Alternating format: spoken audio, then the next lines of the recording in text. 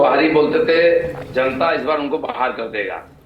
जनता, Bharatiya Janata party का संस्थापक doctor Shyama Prasad Mukherjee Bengal के ही थे और उस समय विभाजन के समय उन्होंने पाकिस्तान को तोड़ करके पश्चिम बंगाल बनाए थे हिंदू बंगाली होमलैंड के लिए।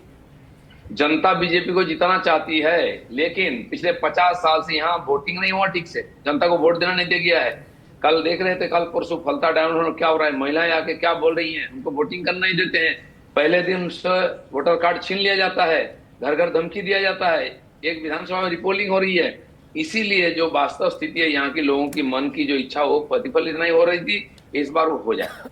दिलीप जी, क्योंकि आप लोग बार बार ये बात कह भी रहे हैं कि इस बार का चुनाव बहुत व्यवस्थित रहा है, जिस तरह की तैयारियां चुनाव आयोग ने की हैं, हिंसा की घटनाएं भी इस बार बहुत कम हुई हैं।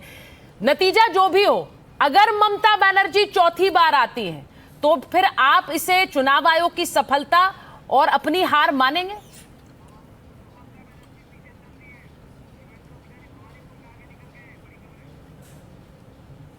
दिलीप जी, आपको आवाज आ रही है हमारी?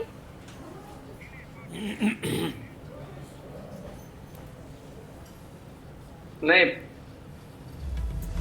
देखिए 2019 में हमको 18 लोकसभा सीट मिली थी, 2021 में हमको 77 सीट मिली और सारे विरोधियों को सफाई करके हम विरोधी के नाते आए और लोगों ने हमको जगह दिया था देखने के लिए। हमने 5 साल संघर्ष किया हिंसा के खिलाफ, भ्रष्टाचार के खिलाफ, विधानसभा के अंदर बाहर।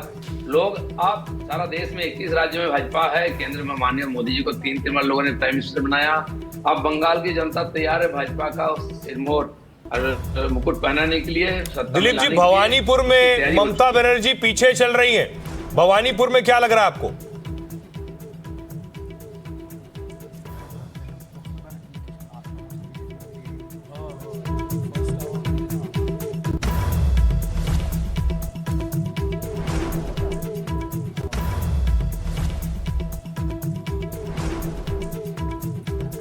हाँ, बढ़िया बढ़िया, बोलो ना, ভালো শুনছি, আপনার অনেক পরে শুনছি।